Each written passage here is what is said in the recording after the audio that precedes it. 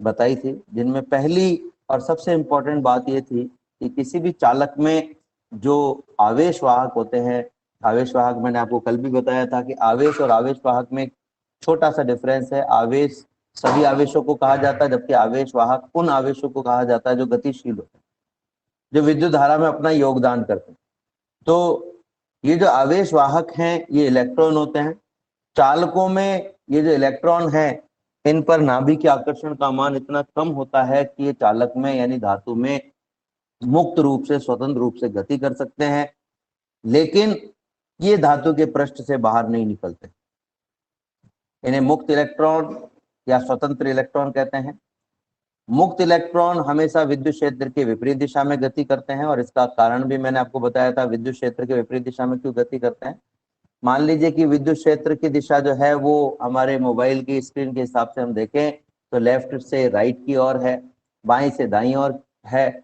जब इसमें कोई आवेश रखा हुआ है और वो ऋणात्मक आवेश है, जैसे इलेक्ट्रॉन है, तो जो बल होता है F, उसका मान इलेक्ट्रॉन पर लगने वाले विद्युत क्षेत्र के ठीक विपरीत होता है। ऋणावेश पर बल की दिशा विद्युत क्षेत्र के ठीक विपरीत होती है। तो इस इलेक्ट्रॉन पर जो बल लगेगा वो विद्युत क्षेत्र के विपरीत यानी कि दाएं से बाईं ओर लगेगा। जब इस पर दाएं से बाईं ओर ये विद्युत क्षेत्र लगेगा तो ऐसी स्थिति में हम ये कहेंगे ये बल लगेगा, तो इस बल के कारण जो इलेक्ट्रॉन है वो राइट टू लेफ्ट दिशा में गति करेगा, यानी विद्युत क्षेत्र के विपरीत दिशा में गति करेगा। तो कोई भी इलेक्ट्रॉन जो है वो विद्युत क्षेत्र के विपरीत दिशा में गति करता है।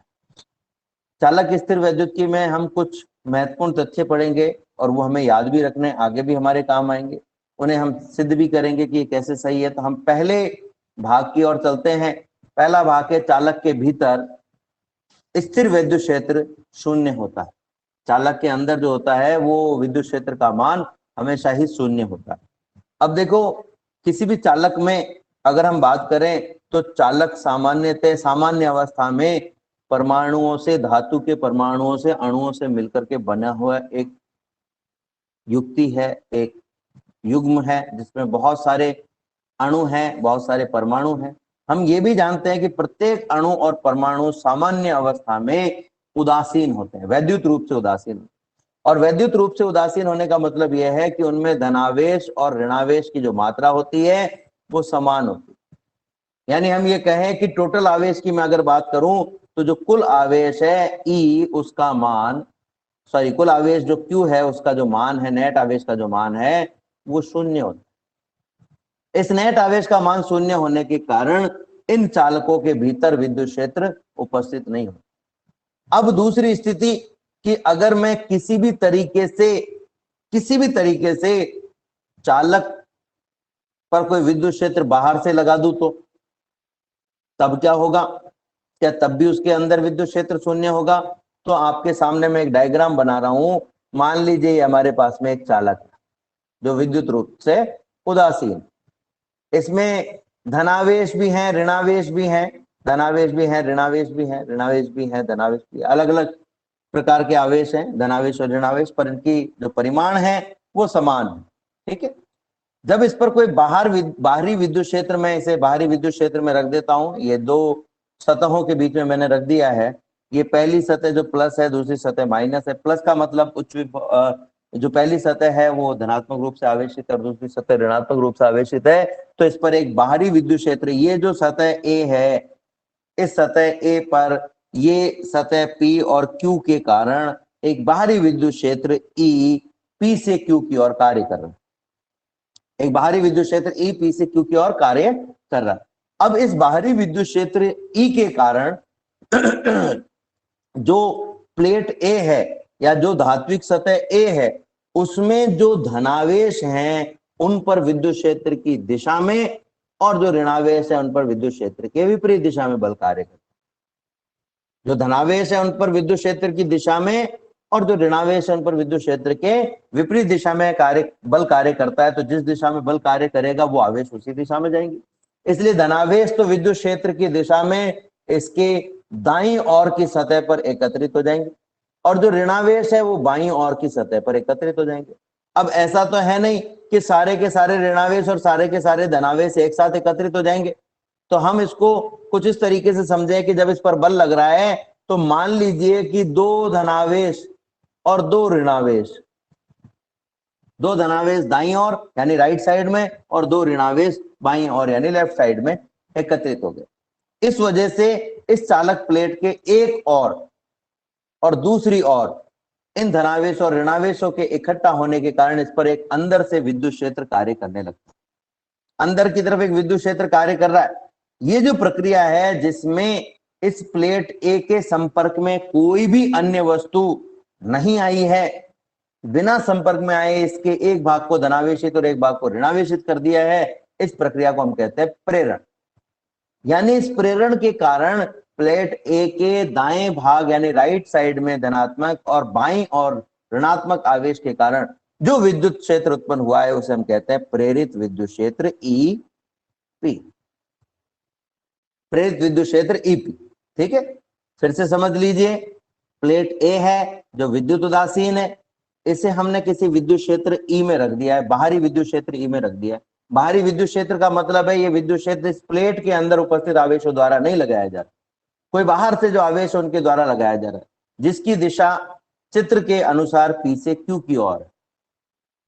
इस बाहरी विद्युत क्षेत्र के कारण धनात्मक आवेशों पर विद्युत क्षेत्र की दिशा में और ऋणात्मक आवेशों पर विद्युत क्षेत्र की विपरीत दिशा में बल कार्य करता है। इस बल के कारण जो आवेश है वो प्रेरित होते हैं और प्रेरण के कारण इस प्लेट ए के एक और धनावेश और दूसरी ओर ऋणावेश एकत्रित हो जाते हैं। परंतु सारे के सारे धनावेश एक साथ तो एकत्रित हो नहीं सकते, एक साथ तो पहुंच नहीं सकते, कोई थोड़ा धीमे पहुंचेगा, कोई थोड़ा तेज पहुंचेगा। अब आप सोच रहे होंगे धीमे और तेज क्यों पहुंचेंगे भाई? तो जब आवेश गति करता है तो चालक में आने वाले विभिन्न अवरोधों के कारण इस पर जो लगने वाला बल है, उस बल के कारण जो वेग में परिवर्तन होता है वो अवरोधों के कारण प्रत्येक आवेश के लिए अलग अलग होता है। इसलिए कोई आवेश पहले पहुंचता है, कोई आवेश थोड़ा सा लेट पहुंच रहा है। समय अंतराल उसमें है, वो समय अंतराल हालांकि बहुत कम है लेकिन समय अंतराल है। ठीक है, तो कुछ धनावेश इसकी दाईं सतह पर राइट साइड में और कुछ ऋणावेश इसके बाईं सतह पर एकत्रित हो गए। इसके कारण इस पर एक आंतरिक विद्युत क्षेत्र, प्रेरित विद्युत क्षेत्र ईपी उत्पन्न हो गया, जिसकी दिशा धनात्मक आवेश से ऋणात्मक आवेश यानी कि दाएं से बाईं ओर है। अगर हम मोबाइल के हिसाब से कहें तो लेफ्ट साइड में इस प्रेरित विद्युत क्षेत्र की दिशा, राइट साइड में बाह्य विद्युत क्षेत्र है और लेफ्ट साइड में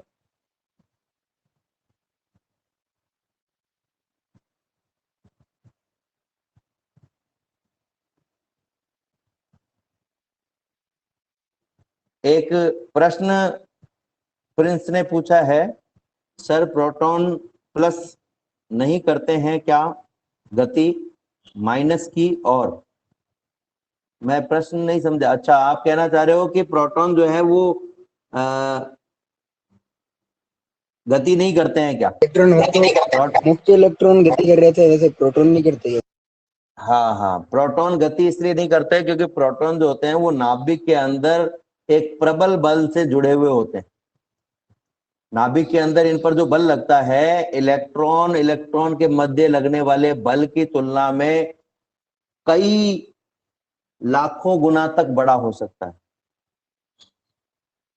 ये बहुत अधिक प्रबल बल होता है, इसलिए जो प्रोटॉन है उसे नाभिक से निकालने के लिए बहुत अधिक ऊर्जा की आवश्यकता होती है, बहुत से भी ज्यादा ऊर्जा की आवश्यकता होती है। हालांकि ऐसा नहीं है इसे निकालना संभव नहीं है, निकालना संभव है, लेकिन प्रोटॉन को नाभिक से निकालने के लिए बहुत ज्यादा ऊर्जा की आवश्यकता है। सामान्य स्थिति की हम बात करें तो इतनी ऊर्जा हम सामान्य स्थितियों में नहीं दे पाते हैं, इसलिए प्रोटॉन नाभिक से बाहर नहीं आ पाते और गति नहीं कर पाते। लेकिन इलेक्ट्रॉन जो है उनको बाहर निकालने के लिए हमें कम ऊर्जा की आवश्यकता होती है, तो इलेक्ट्रॉन आसानी से बाहर आ जाते हैं और ये आसानी से गति कर सकते हैं। ठीक है, इज दैट क्लियर फ्रेंड्स?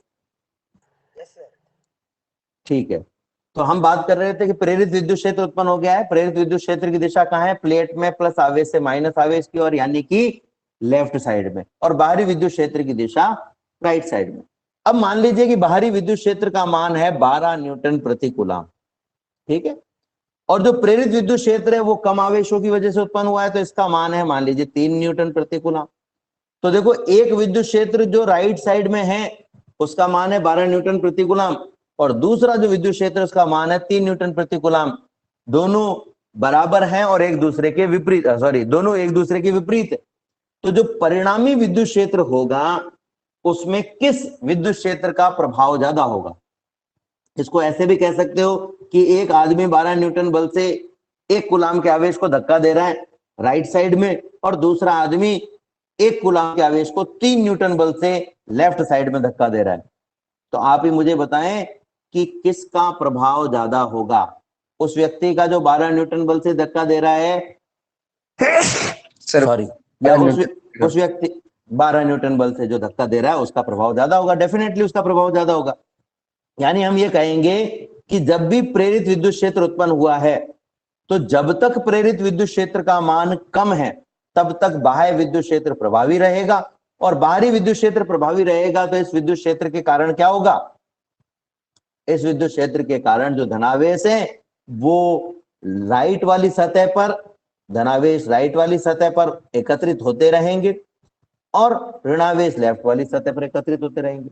जैसे जैसे राइट वाली सतह पर यानी दाईं सतह पर धनावेश और बाईं सतह पर ऋणावेश के मान में वृद्धि होगी, जो अंदर विद्युत क्षेत्र है ईपी उसके मान में भी वृद्धि हो जाएगी, क्योंकि विद्युत क्षेत्र आवेशों की वजह से उत्पन्न हो रहा है।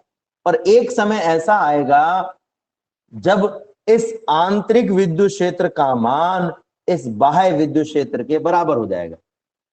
जब आंतरिक विद्युत क्षेत्र का मान यानी प्रेरित विद्युत क्षेत्र का मान बाह्य विद्युत क्षेत्र के बराबर हो जाएगा, ये दोनों एक दूसरे के विपरीत हैं, तो एक का मान 12 न्यूटन प्रति कूलाम था, दूसरे का मान भी 12 न्यूटन प्रति कूलाम हो गया है। तो मुझे ये बताएं कि परिणामी विद्युत क्षेत्र कितना हो जाएगा? शून्य। परिणामी विद्युत क्षेत्र शून्य हो जाए। तो ये जो प्रक्रिया है, जब किसी चालक को बाह्य विद्युत क्षेत्र में हम रखते हैं तो आवेशों के प्रेरित होकर के प्रेरित विद्युत क्षेत्र उत्पन्न करने की जो प्रक्रिया है ये बहुत तेजी से उत्पन्न होती है। इसका मतलब यह है कि अगर आपने किसी चालक पर बाहरी विद्युत क्षेत्र नहीं लगाया है तब तो उस पर विद्युत क्षेत्र शून्य है ही, लेकिन अगर आपने बाहरी विद्युत क्षेत्र लगा भी दिया है तो भी इस पर प्रेरित विद्युत क्षेत्र इस प्रकार से उत्पन्न होता है कि जो परिणामी विद्युत क्षेत्र है वो शून्य हो जाता है। और ये प्रेरित विद्युत क्षेत्र क्यों उत्पन्न हुआ है? इसलिए उत्पन्न हुआ है कि इसके अंदर, चालक के अंदर के जो आवेश हैं उन्होंने अपने आप को रीअरेंज कर लिया है, इन्होंने अपने आप का पुनर्वितरण कर लिया है। इस प्रकार से पुनर्वितरण कर लिया है कि ये बाह्य विद्युत क्षेत्र को निरस्त करने का प्रयास कर रहे हैं और अंततः इसको निरस्त कर देते हैं, जिससे परिणामी विद्युत क्षेत्र शून्य हो जाता है। यानी हमने ये देखा कि विद्युत क्षेत्र नहीं था, बाहर से नहीं लगाया था, तब भी चालक के अंदर विद्युत क्षेत्र शून्य था, और जब बाहर से विद्युत क्षेत्र लगा दिया तो भी चालक में कुछ ऐसे परिवर्तन हुए कि परिणामी विद्युत क्षेत्र फिर से शून्य हो गया। यानी सभी परिस्थितियों में किसी भी चालक का परिणामी विद्युत क्षेत्र चालक के भीतर हमेशा शून्य होता है। मैंने केवल चालक के भीतर की बात की है, चालक के बाहर की बात मैंने अभी नहीं की। चालक के बाहर की बात मैंने अभी नहीं की है, केवल मैं चालक के भीतर की बात कर रहा हूं। चालक के बाहर क्या होगा उस पर हम अलग से चर्चा करेंगे। ठीक है, तो मुझे बताओ कि ये समझ में आया कि नहीं आया आपके? कोई ऐसा जिसको डाउट हो, कोई भी ऐसा जिसको डाउट हो इसमें?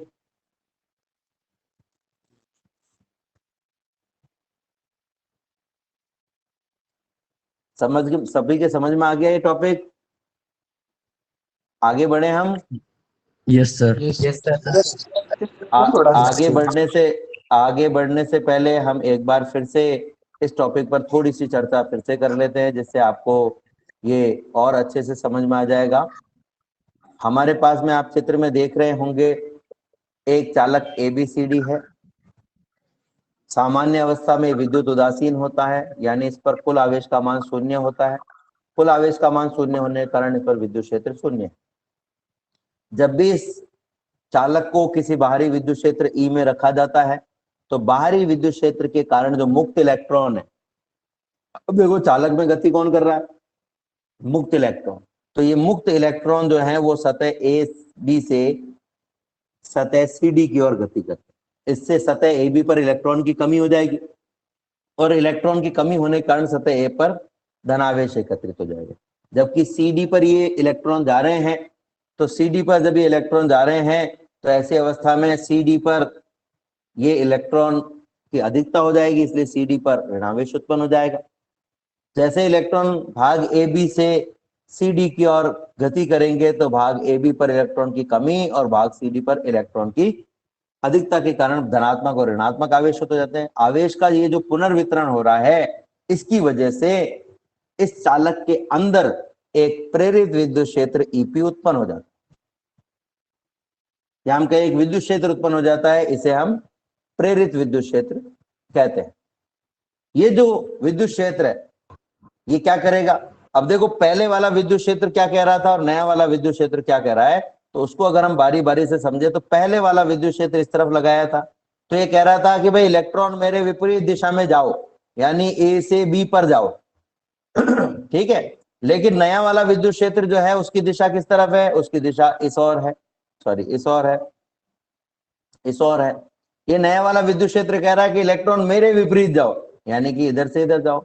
पहले वाला विद्युत क्षेत्र तो कह रहा है कि इलेक्ट्रॉन AB से CD पर जाओ, और नया विद्युत क्षेत्र जो है वो कह रहा है कि इलेक्ट्रॉन जो है वो CD से AB पर जाओ, उल्टा। यानी ये नया विद्युत क्षेत्र जो उत्पन्न हुआ है जिसे हम EP कह रहे हैं, ये इलेक्ट्रॉन की गति का विरोध कर रहा।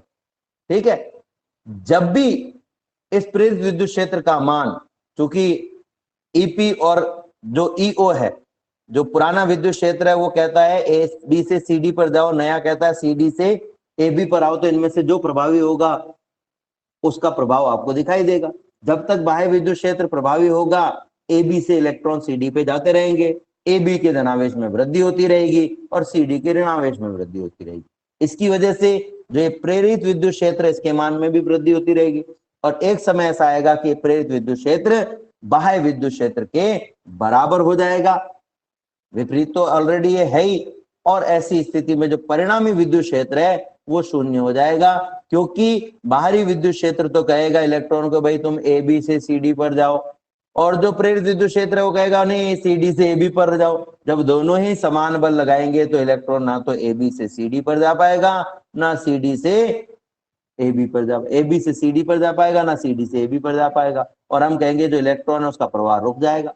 जैसे ही इलेक्ट्रॉन का प्रवाह रुक गया, जो टोटल परिणामी विद्युत क्षेत्र था वो शून्य हो चुका है हमारे पास में। बाहरी विद्युत क्षेत्र का मान E है और परिणामी विद्युत क्षेत्र का मान EP है, ये दोनों एक दूसरे के विपरीत है।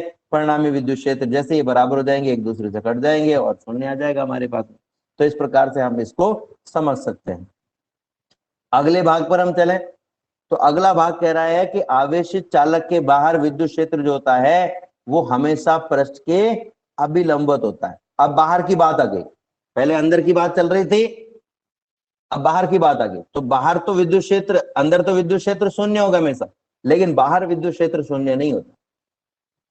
चालक के पृष्ठ के बाहर विद्युत क्षेत्र शून्य नहीं होता। क्यों नहीं होता है? तो इसका एक सिंपल, बहुत सारे रीजन है हालांकि इसके, लेकिन उनमें से एक रीजन ये भी है कि चालक के भीतर इलेक्ट्रॉन एक स्थान से दूसरे स्थान पर गति कर पा रहे थे, ठीक है, जबकि चालक के बाहर इलेक्ट्रॉन की गति करने के लिए कोई भी द्रव्य उपलब्ध नहीं है। इलेक्ट्रॉन किसी द्रव्य में ही गति कर सकता है एक से दूसरे स्थान पर। अगर वो निर्वात में गति करता है इलेक्ट्रॉन, तो ऐसी स्थिति में हम कहेंगे कि वो विकिरण के रूप में गति करेगा, किसी पदार्थ के रूप में सामान्यतः वो गति नहीं कर पाता। इलेक्ट्रॉन का मतलब यहाँ आवेश है, और आवेश किसी वस्तु पर ही हो सकता है। आवेश उस वस्तु पर हो सकता है जिस पर धनावेश, ऋणावेश, यानी प्रोटॉन, न्यूट्रॉन या इलेक्ट्रॉन में से कोई ना कोई हो। तो आवेश जो है वो जहां पर उपस्थित है, समझ लो वहां पर द्रव्यमान उपस्थित है, क्योंकि आवेश इलेक्ट्रॉन की वजह से हो रहा है। और द्रव्यमान अगर उपस्थित है तो वो निर्वात हुआ ही नहीं। भाई निर्वात का मतलब ही यही है कि वहां द्रव्यमान नहीं है, वहां पदार्थ नहीं है। खैर वापस से हम इसी बात पर आते हैं। तो जो बाहरी सतह है उस पर जो आवेश होता है, मान लीजिए वो धनावेश है, तो हमें ये कहा गया है कि ये जो बाहरी सतह है इस पर विद्युत क्षेत्र जो है वो पृष्ठ के अभिलंबवत होता है। अब थोड़ी सी देर के लिए, अब देखो जब भी किसी चीज का कोण निकालते हो किसी सतह पर तो कैसे निकालते हैं? मान लीजिए कि ये विद्युत क्षेत्र इस दिशा में है, ठीक है, तो आपको अगर कोण निकालना है तो आप यहाँ एक स्पर्श रेखा खींच दो। ये जो स्पर्श रेखा है, ये स्पर्श रेखा से अगर ये थीटा कोण बन रहा है, तो हम कहेंगे कि भाई ये जो भाग है ये इस पृष्ठ के क्षेत्र पृष्ठ की स्पर्श रेखा है, ठीक है ना, ये पृष्ठ की स्पर्श रेखा। तो ये जो विद्युत क्षेत्र है ई, ये पृष्ठ से 90 डिग्री का कोण नहीं बना रहा। अभी जो चित्र मैंने बनाया है उसमें 90 डिग्री का कोण नहीं बना रहा, अभी लंबवत नहीं है। हमें ये साबित करना है कि जो विद्युत क्षेत्र है वो हमेशा अभिलंबवत होता है। तो हम इसका उल्टा साबित करेंगे, हम ये साबित करेंगे कि अभिलंबवत नहीं होता है, ये तथ्य गलत है। अगर हम ये साबित कर देंगे कि अभिलंबवत नहीं होता है, ये तथ्य गलत है, इस तथ्य को हम गलत साबित कर देंगे तो अपने आप ही साबित हो जाएगा कि अभिलंबवत है, ये तथ्य सही है।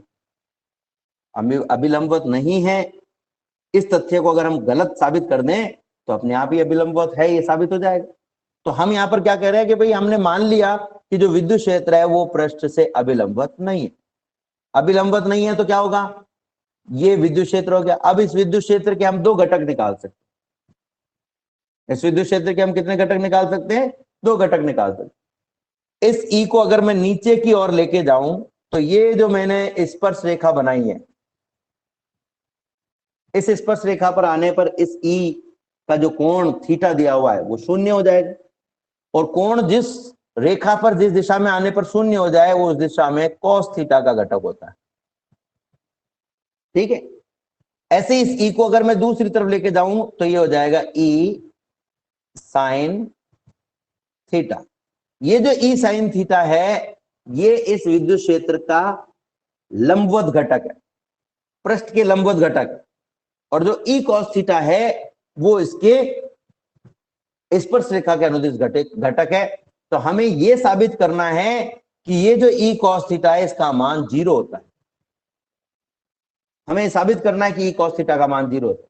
अगर हमने साबित कर दिया ई cos थीटा का मान 0 होता है तो हम कहेंगे कि भाई इसका क्षैतिज घटक होगा ही नहीं, केवल इसका लंबवत घटक होगा। अब ये साबित करने के लिए हम थोड़ी सी देर के लिए मान लेते हैं कि 0 नहीं है, जो स्पर्श रेखीय घटक है वो 0 नहीं है। अब अगर ये घटक 0 नहीं हुआ तो क्या होगा, देखिए मान लीजिए इस दिशा में कोई घटक 0 नहीं है तो इसका मतलब समझ लो कि इस दिशा में इसका प्रभाव आपको दिखाई देगा।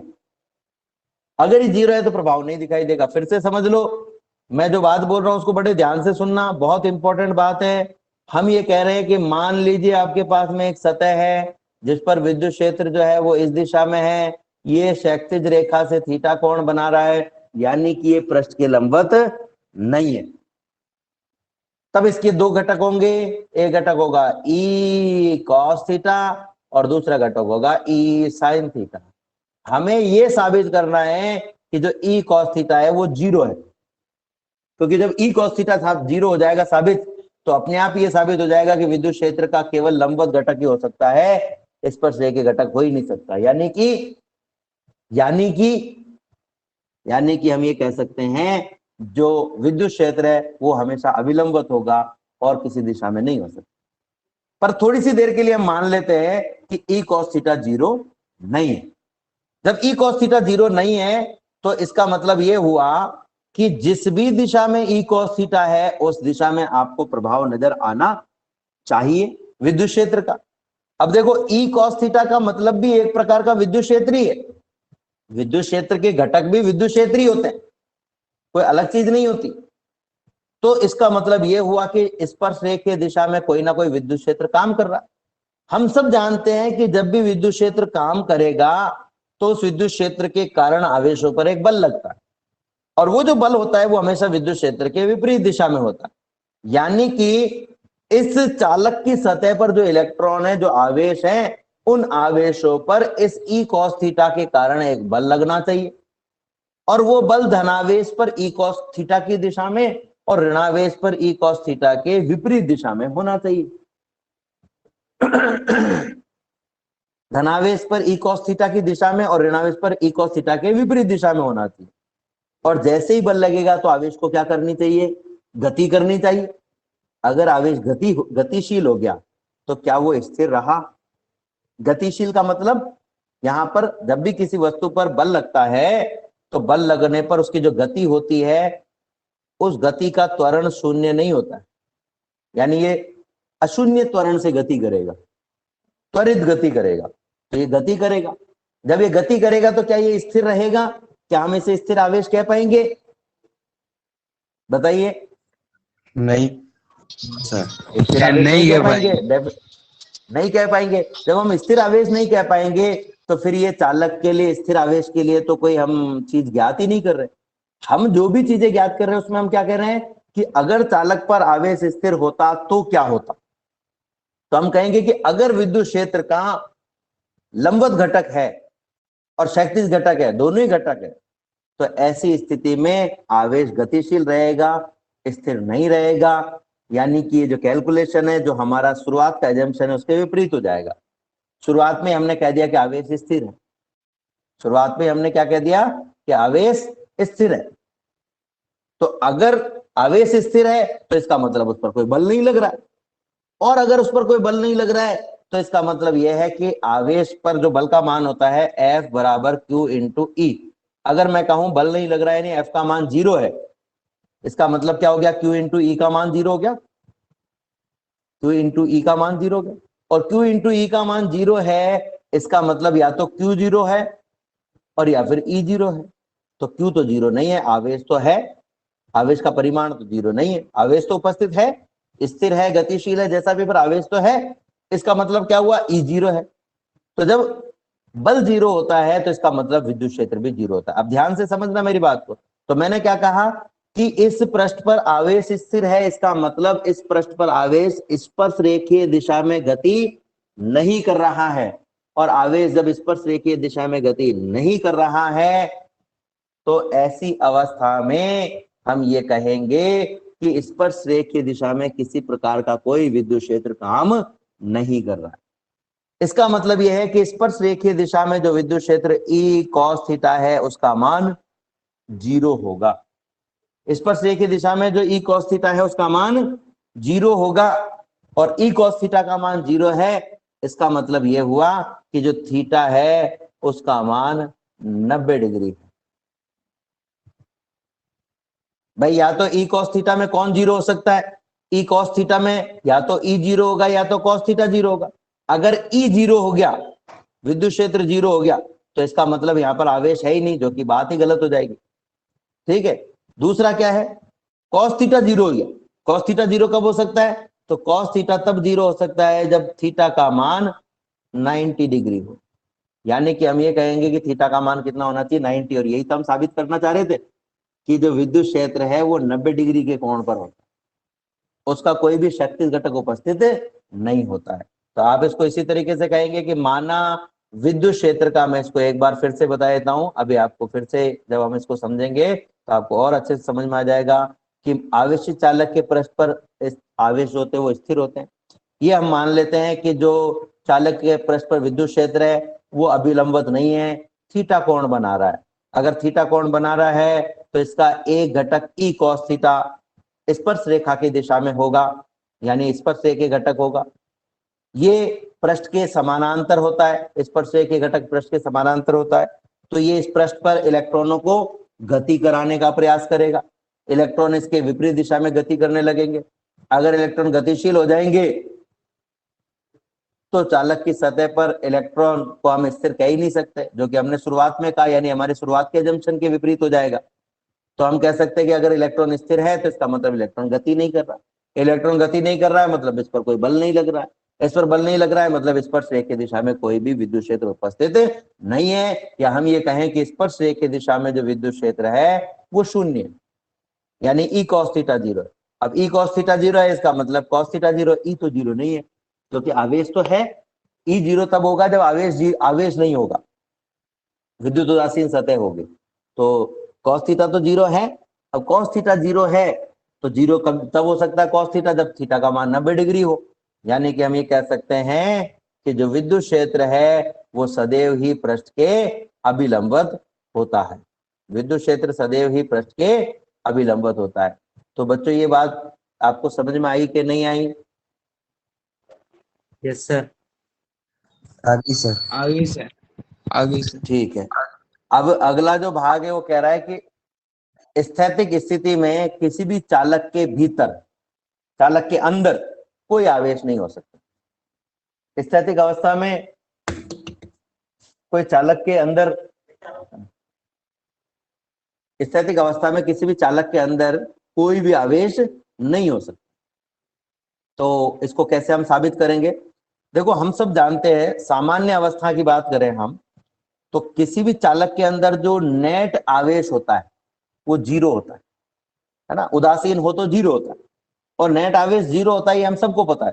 लेकिन हम थोड़ी सी देर के लिए मान लेते हैं कि हमें नहीं पता है चालक के भीतर आवेश है या नहीं।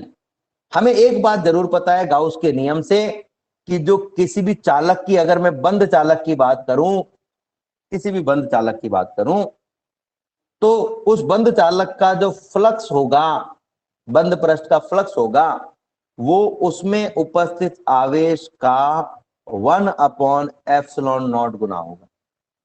अब जो चालक का फ्लक्स होता है, हम सब जानते हैं फ्लक्स का मान होता है फाई बराबर ई डॉट ds। हमने अभी थोड़ी देर पहले ही पढ़ा था कि चालक के भीतर विद्युत क्षेत्र का मान जीरो होता है। अगर इसमें मैं ई का मान जीरो रख दूं तो फाई का मान कितना आ जाएगा मेरे पास में? ई का मान जीरो रख दे तो फाई का मान भी जीरो जीरो आ जीरो जाएगा। आ जाएगा। ठीक है, हाँ। अब ये जो फाई का मान है, ये अगर हम गाउस के नियम में रख दें तो ये देखो, फाई को हटा करके मैंने यहाँ पे लिख दिया जीरो, यानी हमारे पास में क्या क्या, del Q upon epsilon zero, epsilon naught बराबर जीरो। ठीक है, del Q upon epsilon naught बराबर जीरो, तो ये हो गया del Q upon epsilon naught बराबर जीरो। तो सॉरी, डेल क्यू नहीं, summation of Q is equal to हो जाएगा zero into epsilon naught. Epsilon naught का मान सबको पता है 8.854 इंटू 10 की घात माइनस का 12 होता है। ये मान भी अगर हम यहाँ पे रखते हैं तो समीशन ऑफ क्यू का मान कितना आएगा? जीरो, यानी कि टोटल आवेश कितना आ गया? टोटल आवेश कितना आ गया? जीरो। तो हम ये कहेंगे कि चालक के भीतर टोटल आवेश जीरो है। अब देखो, एक खास बात बोल रहा हूं मैं, ये जो हमने निकाला है ना, ये है कुल आवेश। ठीक है, कुल आवेश जीरो आया है, और कुल आवेश जीरो होने का मतलब कोई भी अतिरिक्त आवेश नहीं है। अब आप सोच रहे होंगे कि भाई कुल आवेश जीरो आया है तो जो आवेश जीरो है तो अतिरिक्त आवेश होगा ही नहीं ना, ये तो क्लियर सी बात है। आवेश जीरो होने का मतलब क्या है, अतिरिक्त आवेश होने का मतलब क्या है, दोनों समझ लो। आवेश दो स्थिति में जीरो हो सकता है। पहली स्थिति की उस सतह पर कोई आवेश हो ही ना, जैसे न्यूट्रॉन, इसमें कोई आवेश नहीं होता। ठीक, तो इसका आवेश जीरो है। दूसरा, कि इस पर जितने धनावेश हो उतने ही ऋणावेश हो, तो हम कहते हैं कि नेट आवेश जो है वो जीरो है। पर इसका मतलब ये नहीं है कि आवेश नहीं है, आवेश तो है, धनावेश भी है, ऋणावेश भी है, लेकिन कुल आवेश जीरो है।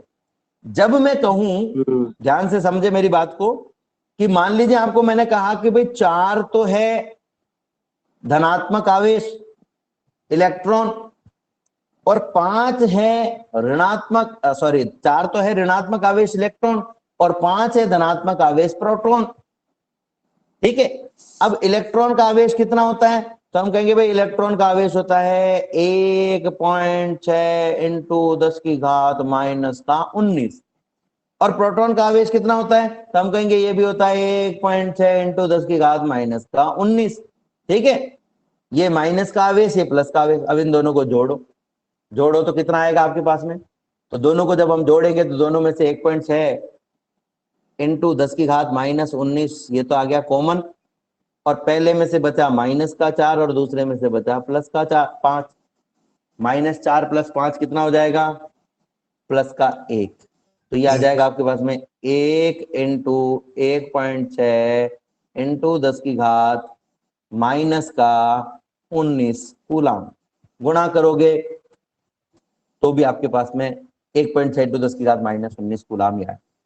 तो हम क्या कहेंगे कि भाई जो धनावेश है वो ऋणावेश से 1.6 इंटू 10 की घात माइनस 19 कूलाम ज्यादा है। ठीक है, इसका मतलब ये भी है कि जो प्रोटॉन है वो इलेक्ट्रॉन से ज्यादा आवेशित है। टोटल जो प्रोटॉन है, प्रोटॉनों का जो टोटल आवेश है इलेक्ट्रॉनों के टोटल आवेश से ज्यादा है। ये जो 1.6 इंटू 10 की घात माइनस 19 कूलाम है, इसे कहते हैं अतिरिक्त आवेश। अतिरिक्त आवेश का मतलब क्या है कि धनात्मक और ऋणात्मक आवेश में से जो आवेश ज्यादा हो, वो जितना ज्यादा हो वो अतिरिक्त आवेश कहलाता है। ठीक है, वो अतिरिक्त आवेश कहलाता है। तो अब जैसे एक और उदाहरण ले रहा हूं, मान लीजिए 3 कूलाम आपके पास में धनात्मक आवेश है और 5 कूलाम आपके पास में ऋणात्मक आवेश है, तो 2 कूलाम हो गया आपके पास में ऋणात्मक आवेश, टोटल आवेश, तो हम कहेंगे 2 कूलाम अतिरिक्त आवेश है। समझ में आई बात? तो अतिरिक्त आवेश नहीं होने का मतलब ये नहीं है कि आवेश ही नहीं है। अगर किसी सतह पर अतिरिक्त आवेश नहीं है तो इसका मतलब ये है कि उस पर आवेश तो है, पर धनावेश और ऋणावेश दोनों बराबर है, इसलिए कुल आवेश